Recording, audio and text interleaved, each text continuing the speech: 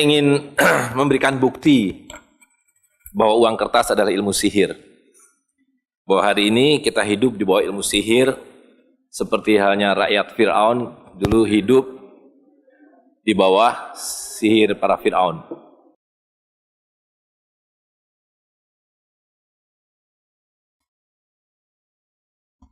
Dan karena itu kita perlu tahu dari mana datangnya ilmu sihir itu, supaya kita mengerti bagaimana mengatasi sihir tersebut. Dan kenapa kita harus kembali kepada emas dan perak? Karena Allah SWT menciptakan emas dan perak. Jadi Allah SWT menciptakan segala sesuatu itu bil haq. Allah menciptakan nyamuk karena nyamuk diperlukan dengan fungsi tertentu. Demikian halnya dengan emas dan perak.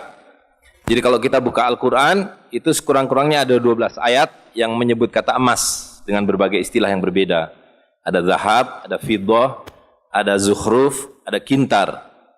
Sedangkan perak disebut 10 kali. Juga dalam istilah yang berbeda, fiddah, warik, kintar. Jadi kintar disebut untuk keduanya karena merupakan satuan berat. Kira-kira 50 kilo. Kita sekarang pakai untuk kintal. Nah, di dalam Al-Quran, selalu kalau Allah Subhanahu wa ta'ala merujuk kepada satu nilai, yang nilainya besar, selalu disebut emas. Sedangkan kalau menyebut angka, atau harga, atau nilai, atau timbangan yang kecil, maka disebut perak. Jadi pertama, Allah Subhanahu wa ta'ala menciptakan emas dan perak adalah harta. Karena itu, fitrah manusia adalah mencintai emas dan perak. Sebagaimana mencintai kuda, mencintai tanaman, anak-anak, dan perempuan bagi laki-laki. Itu fitrah. Jadi kalau ada laki-laki mencintai laki-laki, itu melawan fitrah. Karena fitrahnya laki-laki mencintai perempuan, dan semua mencintai emas. Dan yang ketiga, emas dan perak sebagai harta yang nilainya besar dan kecil adalah harta yang harus berputar. Allah SWT mengancam hukuman yang sangat berat bagi orang-orang yang menyimpan emas dan perak. Ya, dalam Al-Quran disebutkan walladzina yaknizuna dzahaba wal fiddah wa la yunfikuna fi sabilillah fabashirhum bi'adzabin alim. Beritahukan pada mereka yang menyimpan emas dan perak dan tidak membelanjakannya azab yang besar. Itu ketika nanti di neraka semua dibakar, yuhma 'alaiha fi nari jahannam, dan seterusnya, emas dan perak itu akan disetrikakan, dipanaskan dan disetrikakan, jibahuhum wa junubuhum wa dhuhuruhum, akan disetrikakan pada punggung mereka, lambung mereka, dan muka mereka. Hadza makanastum li anfusikum. Ini adalah akibat dari kalian yang menyimpan emas dan tidak mengedarkannya. Nah, karena itu bagaimana emas dan perak harus diedarkan? Maka dia harus dibuat menjadi koin sebagai alat tukar. Tidak ada fungsi lain daripada emas dan perak kecuali sebagai alat tukar. Haram hukumnya menggunakan emas dan perak untuk apapun. Rasulullah SAW menyatakan orang-orang yang meminum dari cangkir yang terbuat dari emas itu akan seperti menuang api neraka ke dalam perutnya. Hanya dengan satu perkecualian, kaum perempuan. Kaum perempuan diizinkan menggunakan emas selain sebagai alat tukar, yaitu sebagai perhiasan. Kita kaum laki-laki haram hukumnya menggunakan emas sebagai perhiasan. Kenapa? Karena emas dan perak adalah alat tukar. Ya harus beredar, ditransaksikan melalui perdagangan, melalui sedekah, melalui berbagai transaksi muamalah. Dan ketika manusia masih taat kepada Allah SWT, semua emas digunakan sebagai alat tukar, kecuali yang kemudian dengan membangkang dipakai buat sendok, buat piring, tapi itu dilarang. Pertanyaannya adalah, kalau dulu emas dan perak itu adanya di kantong-kantong masyarakat, di dompet kita, sekarang kalau Anda buka, apa isi dompetnya? Ilmu sihir. Ilmu sihir. Karena itu kita mesti bertanya, kemana emas dan perak kita? Ya. Jadi dulu apapun namanya, tolong di sana. Apapun namanya, mau disebut dolar, mau disebut pound sterling, mau disebut guilders, mau disebut real, mau disebut rupiah, semua adalah koin emas atau perak.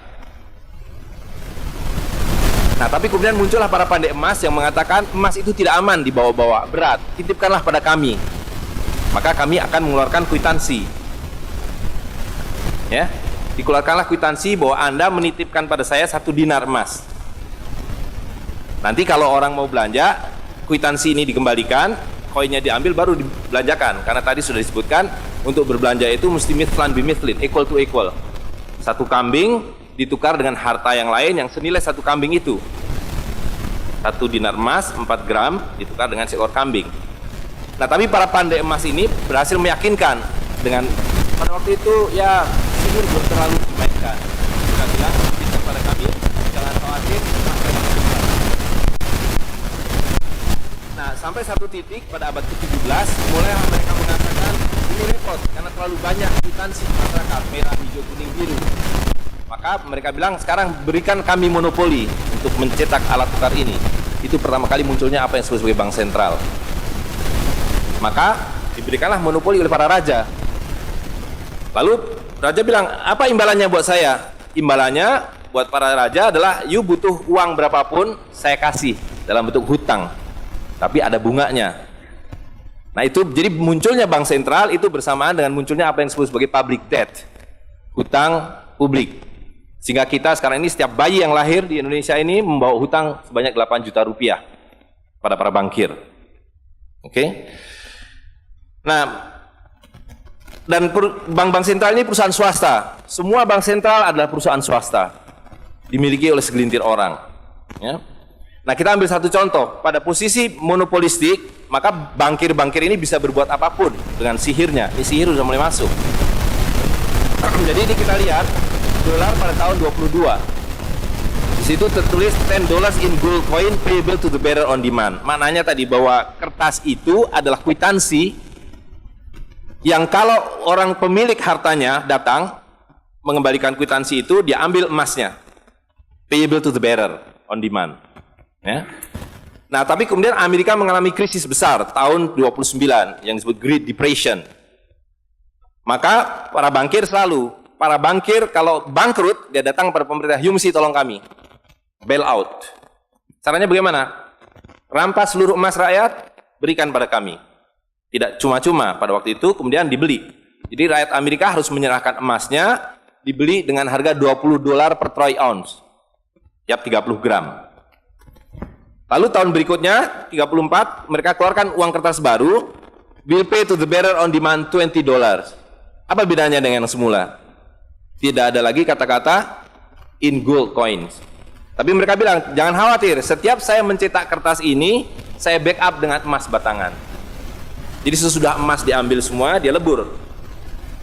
Dan kalau rakyat mau punya emas, boleh, tapi you mesti beli dengan saya. Jadi dengan kata lain, emas yang semula merupakan harta milik rakyat, sekarang diubah menjadi dagangan. Tapi harganya dirubah. Waktu mereka diambil dibayar 20, sekarang kalau rakyat mau memiliki emas harus bayar 35. Ini yang kita sebut devaluasi, banyak 40%. Ya. Nah, jadi itulah kemudian secara ringkas kalau disajikan adalah yang semula emas dan perak itu ada di tangan rakyat dan dulu di tangan rakyat Ternate. Pada abad 18, rakyat Ternate masih menggunakan perak sebagai uangnya. Datanglah VOC, mereka dipaksa untuk menyerahkan peraknya dan diganti dengan kertas. Dan rakyat Ternate menolak itu. Nah, kemudian mereka lebur jadi batangan, digantilah dengan ini. Uang dalam konteks ini adalah Hindia Belanda, ya kan? Tapi mulai tahun 70-an sudah tidak ada lagi yang namanya emas di belakang kertas itu. Ketika Jepang masuk, diganti dengan uang Jepang, menjadi republik, diganti dengan uang republik. Tapi uang kertas ini pun sekarang cuma 10% paling banyak. Sebagian besar uang itu adalah byte computer. Jadi tidak lagi berupa kertas seperti ini, ya kan? Nah, akibatnya adalah seperti yang tadi disampaikan, kita hidup sepenuhnya di bawah ilmu sihir. Jadi pahlawan Ternate, Halmahera, Kapten Patimura, diambil gambarnya, ditempel di sebelah kertas, dikasih angka nolnya 3. Mereka bilang ini 1.000 rupiah, ya kan? Tapi makin lama di dalam isi riba, 1.000 rupiah yang dulu bisa dipakai untuk membeli 50 kg emas pada tahun 46, ketika pertama kali diberikan rupiah, hari ini diberikan tukang parkir pun tidak mau. Maka mereka ganti gambarnya dengan Soekarno-Hatta, nolnya ditambah 2, menjadi 100.000.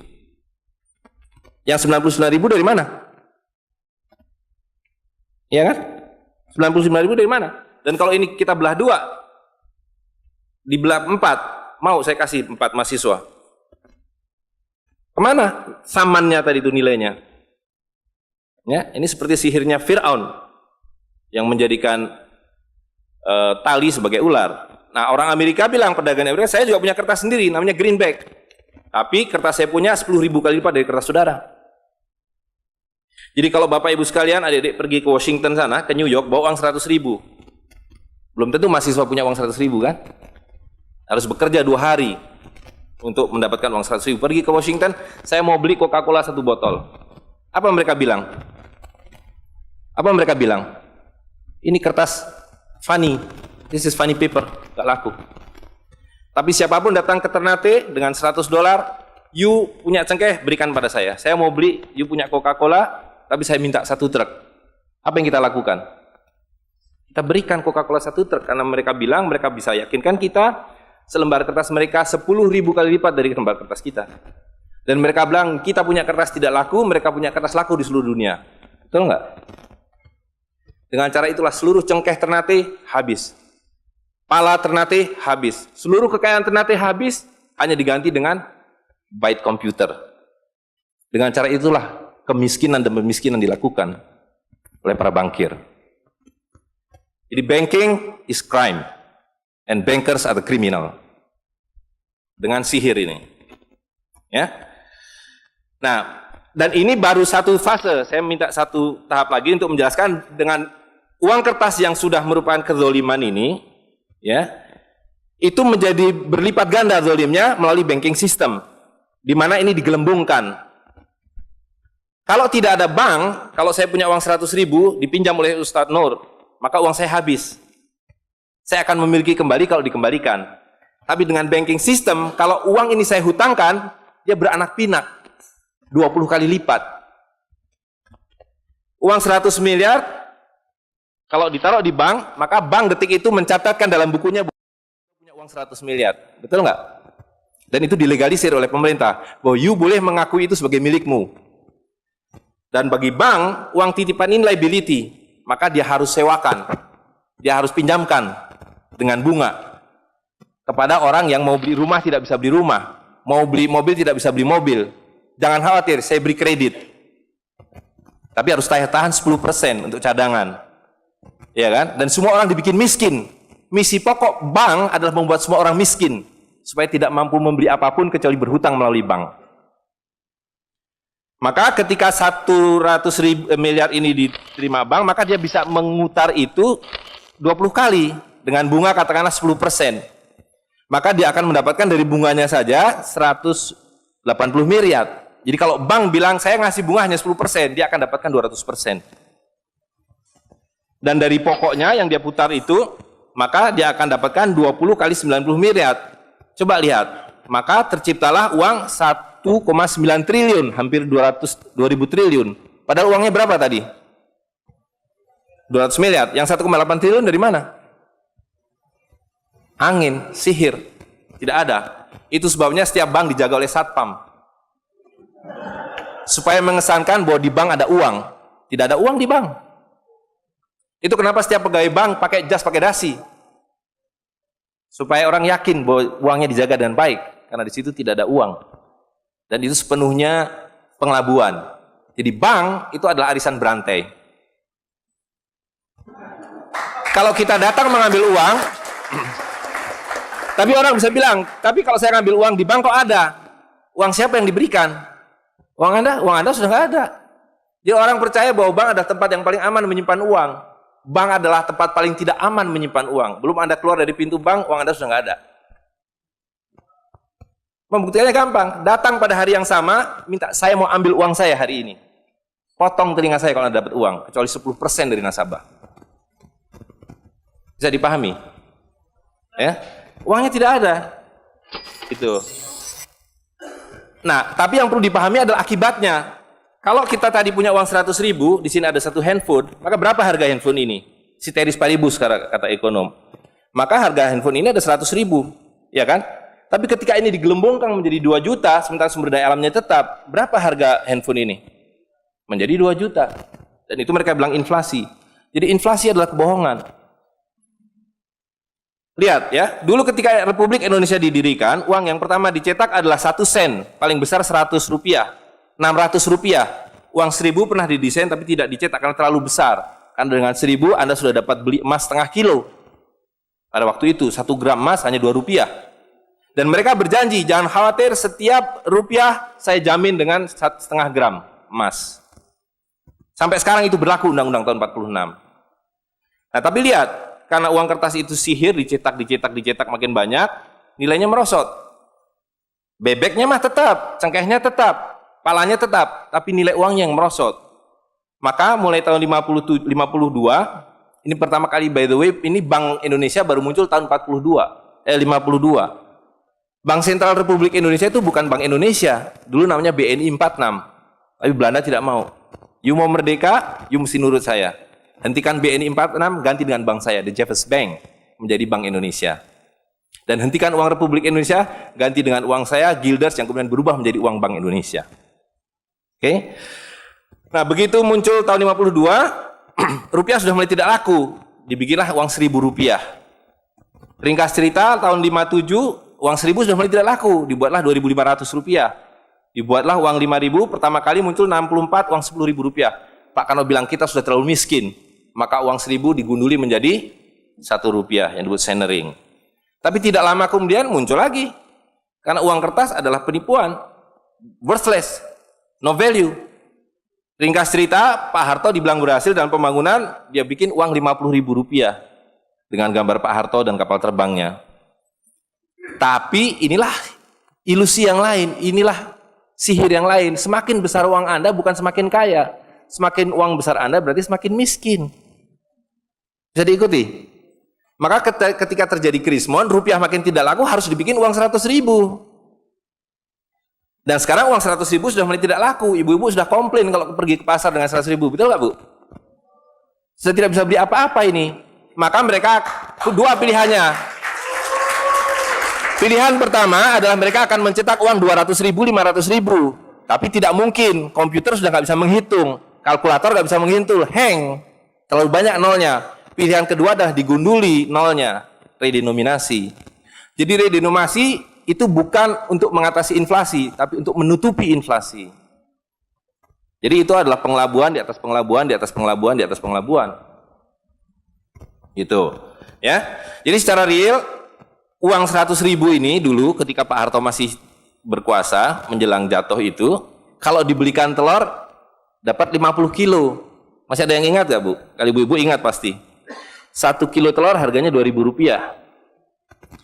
Begitu Pak Harto jatuh, dibilang ini gara-gara krismon, uangnya sama, walaupun ini belum ada waktu itu, karena ini masih 50.000 aja udah besar waktu itu.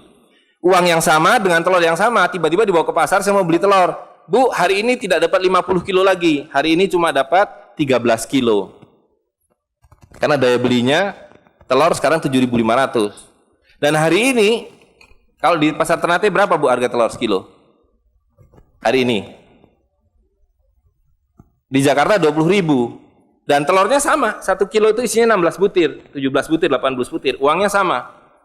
Tapi hari ini kalau dibelikan telur hanya dapat 5 kilo. Kemana yang 45 kilo? Itu yang mereka rampok. Itu yang mereka rampok dengan melalui apa yang mereka sebut inflasi. Tapi sebenarnya dengan cara penggelembungan uang. Kertas yang terus-menerus nilai. Nah, satu lagi Pak ya, saya minta ini karena ini penting sekali. Ini penting sekali. Nah, sistem zalim ini kemudian difikskan dalam satu sistem politik yang disebut nation state pada level global, karena judulnya kan globalisasi uang. Jadi, negara bangsa itu diciptakan oleh para bankir pada abad ke-20. Jadi waktu Indonesia merdeka, Singapura merdeka, Malaysia merdeka, Afrika merdeka, itu bukan kemerdekaan spontan, tapi didesain. Didesain karena kalau dulu mereka mau merampas cengkeh orang Ternate, mau merampas kepala orang Ternate, dia harus bawa serdadu ke sini, dia harus ambil cengkeh dan kepalanya, repot kan? Maka dengan menciptakan uang kertas, mereka tetap bisa mengambil cengkeh orang Ternate, mengambil kepala orang Ternate tanpa harus kirim serdadu di sini. Dan karena itu saya kasih merdeka. Tapi satu mesti bikin bank sentral, kedua pakai uang kertas. Supaya saya tetap bisa membeli 1 barel minyak Anda dengan harga 4 sen dolar. Karena mencetak uang ini biayanya hanya 4 sen, 500 rupiah. Ya, jadi berapapun harta yang kita punya bisa dibeli dengan cara itu. Nah, lalu tadi saya sudah ceritakan uang kertas itu dimunculkan bersamaan dengan konsep negara nasional plus hutang negara. You boleh merdeka tapi you miskin. Rakyat penyakitan, rakyatmu bodoh. Tapi jangan khawatir, saya punya uang. Sekolahkan rakyatmu, bikin pembangunan, saya kasih utang. Ya kan? Nah, jadi tugas pemerintah itu, republik, adalah satu, mengambil hutang dari bank, menghabiskan utang itu melalui apa yang disebut APBN. Lalu dulu mereka tanya, jadi bagaimana saya membuat APBN? Jangan khawatir, sekolahkan anak-anak perintar kamu ke Berkeley, ke Chicago, ke Harvard. Mereka dididik untuk membuat pembangunan. Lalu dikasih paket hutang dan diajari kalau nggak bisa kirim konsultan seperti John Perkins dan sejenisnya. Lalu ada satu pertanyaan, bagaimana kami membayar hutang kami kalau begitu? Mereka bilang, you punya 200 juta rakyat, pajaki rakyat kalian. Pajaki rakyat kalian. Kalian punya pala, punya cengkeh, habisi hutang kalian. Karena you membayar hutang, kalau kita hutang 5 miliar dolar setiap tahun, apa mereka kasih berkoper-koper dolar? Apa yang mereka kasih ke kita? Mereka hanya mengetik di komputer 5 miliar dolar, ting, masuk ke Bank Indonesia. Nanti Bank Indonesia tinggal kirim ting ke Bappenas, Bappenas ting ke departemen-departemen itu. Tapi ketika kita mau membayar hutang mereka, bisa kita mengetik di komputer 5 miliar dolar, ting, dibayarkan ke Bank Dunia? Nggak bisa, you mesti punya devisa. Dari mana kami punya devisa? You mesti beli dolar kami. Caranya tebang hutan kalian, habisi boksit kalian, habisi mineral kalian. Betul nggak? Nah, jadi itulah yang terjadi di dalam sistem Fir'aun sekarang ini, bahwa pemerintah itu didesain hanya untuk mengambil hutang dari bank, menghabiskan melalui APBN dan proyek, kemudian memajaki rakyat. Karena itu pajak semakin hari semakin tinggi, semakin banyak, semakin tinggi, semakin banyak. Gitu. Nah, jadi kalau digambarkan seperti ini, ya kan? Wilayah domestik nasional itu adalah demokrasi. Supaya kalau 5 tahun harus ganti. Kalau ada presiden, ada perdana menteri yang tidak nurut pada para bankir, out. Tapi para bankir tidak pernah berganti, mereka turun-temurun, perusahaan swasta, anak beranak pinak. Ini kira-kira hanya 400 keluarga di dunia ini yang menguasai seluruh sistem keuangan dan politik. Jadi kita ini sekarang utangnya tiba-tiba sudah 2.100 triliun. Padahal tahun waktu Pak Harto jatuh itu utangnya hanya berapa? 50 miliar dolar, 500 triliun. Sekarang sudah 2.000 triliun. Dan begitu kurs dolar berubah, utang kita nambah. Gitu. Dan BI tidak pernah memenuhi janjinya, karena tugas pokok BI adalah menjaga stabilitas kurs, tidak pernah bisa. Dan tidak akan pernah bisa apapun yang dilakukan karena memang tidak ada nilainya. Gitu. Nah, jadi sebagai penutup, maka apa yang harus kita lakukan adalah membalik seperti yang mereka dulu lakukan. Yang mereka dulu lakukan adalah mengambil emas dan perak dari orang tua kita, mereka lebur menjadi batangan, dia simpan di brankas, dan kepada kita dikasih toilet paper ini, kata Mahathir Muhammad. Maka yang harus kita lakukan sekarang sebelum ini jadi apa? Oncom. Lebih berharga oncom. Tukarkanlah menjadi emas dan perak, menjadi dinar dan dirham, dan kemudian gunakan untuk muamalah. Karena Nabi sudah mengatakan akan datang satu zaman di mana semua yang kamu miliki tidak ada harganya, kehabisan nilai, kecuali dinar dan dirham, kecuali emas dan perak. Jadi kalau dilihat, dolar dalam dinar atau dinar dalam dolar dalam 10 tahun terakhir, 2004 itu cuma 54 dolar, hari ini sudah di atas 250 dolar. Dan lihat, menipunya uang kertas ya, kalau kita pakai untuk menyimpan naik haji, kalau Anda menabung dolar, maka tiap tahun naik. Saya sudah hitung ini, dan ini valid sekali. Naik setiap tahun itu 3,5%. Kalau Anda menyimpan rupiah, setiap tahun naik 5%, nggak nyampe-nyampe. Tapi kalau Anda menyimpan dinar, maka dia akan turun 8% setahun. Jadi tahun 2000 naik haji butuh uang 21 juta rupiah. Kalau dinar butuh 71 dinar. Tapi hari ini kalau mau naik haji butuh hampir 40 juta rupiah. Dengan dinar, cukup dengan 16 dinar.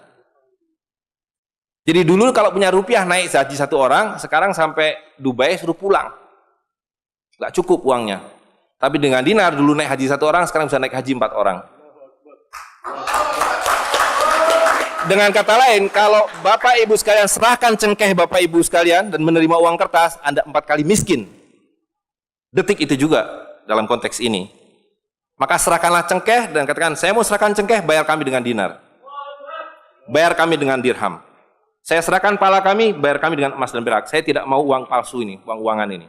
Saya mau uang yang sebenarnya, uang dari Rasul SAW. Ya, gitu. Dan harga minyak ini palsu semua. Dibilang minyak naik turun, tidak ada yang minyak naik. Kalau dengan dolar dia naik terus, tapi dengan dinar dia flat. Sekali lagi, bahwa sumber daya alam itu terbatas, maka alat tukar pun harus terbatas. Jadi ketika kita menggunakan kertas, ini digelembungkan. Tapi ketika Anda menggunakan emas dan perak, ini sama. Maka sekali dia punya alat tukar, nilai tukarnya dari zaman Rasulullah SAW seekor kambing, hari ini 1 dinar dapat seekor kambing. Zaman Nabi dapat seekor ayam 1 dirham, hari ini dapat seekor ayam. Tidak ada yang berubah. Sekali lagi, pemiskinan itu adalah dibikin oleh sistem. Dan tadi sudah disampaikan bahwa dari tahun ke tahun, di dalam slide yang sebelumnya dalam penjelasan itu, bahwa dinar dan dirham itu selalu dicetak oleh para sultan. Jadi lihat, ketika para sultan berkuasa, para sultan berikan emas dan perak pada rakyat. Para sultan kemudian disingkirkan, diganti oleh para bankir, emas dan perak mereka ambil, diberikan kertas. Itu yang terjadi dari abad ke-19. Maka alhamdulillah pada hari ini kita melihat bahwa kesultanan sudah kembali dengan dinar dan dirham.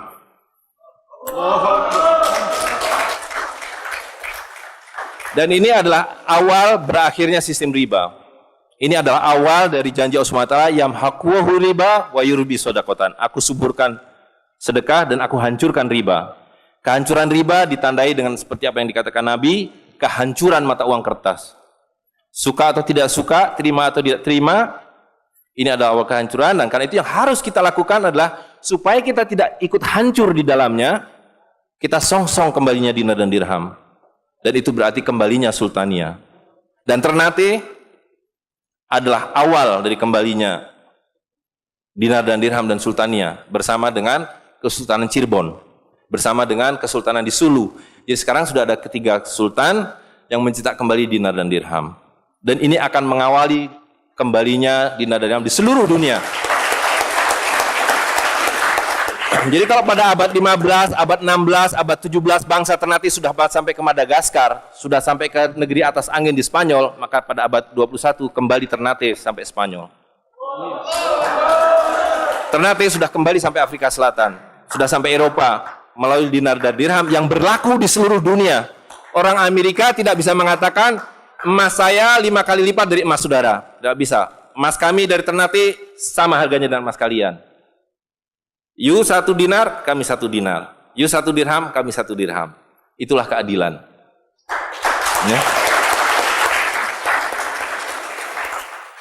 Jadi karena itu Bapak Ibu sekalian, yang terakhir sekali saya ingin sampaikan, dinar dan dirham yang kita bicarakan ini tidak ada artinya kalau berhenti hanya di dalam ruangan ini. Dinar dan dirham harus segera berkemerincing di kota Ternate. Dan Anda semua yang harus memulainya. Tadi 2 orang sudah menyatakan diri sebagai relawan Jawara, jaringan wirausahawan dan pengguna dinar dirham Nusantara. Maka dalam waktu sebentar, insya Allah di Ternate, dari 2 orang ini akan menjadi 2.000 orang yang menggunakan dinar dan dirham.